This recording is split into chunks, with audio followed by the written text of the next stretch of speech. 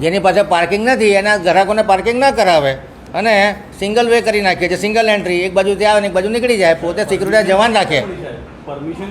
જૂની દુકાનો છે, 20-25 વર્ષ જૂની દુકાનો છે. લોકોની રોજીરોટી એની પર ચાલતી હોય છે. જે નવી દુકાનો છે અને નિયમો ભંગ કર્યા હશે, તમામ વસ્તુ ચેક કરવામાં આવશે કે ચેન્જ ઓફ યુઝ કર્યો છે, બીયુ છે કે નહીં, રજીસ્ટ્રેશન છે કે નહીં, એના હમણાં જે પેનલ્ટી કરવાની હશે એ કરવામાં આવશે, ઇમ્પેક્ટ ફી ભરી છે કે નહીં.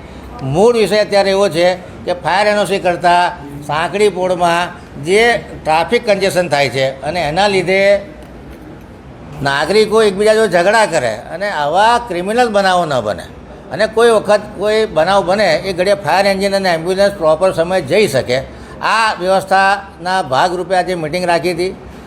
તમામ વેપારી મંડળના લોકો એકદમ અમારી વાત સાથે સંમત છે કે તંત્રનું કામ છે નાગરિકોની સલામતી અને સુરક્ષા પૂરી પાડવાનું અને એમનું કામ છે એમને ત્યાં આવતા કર્મચારી અને એમને ત્યાં આવતા ગ્રાહકોની સુરક્ષા અને સલામતી પૂરી પાડવાનું. જો આ બંને છેડા ના મળે તો આવા ધંધા કરવાનો કોઈ મતલબ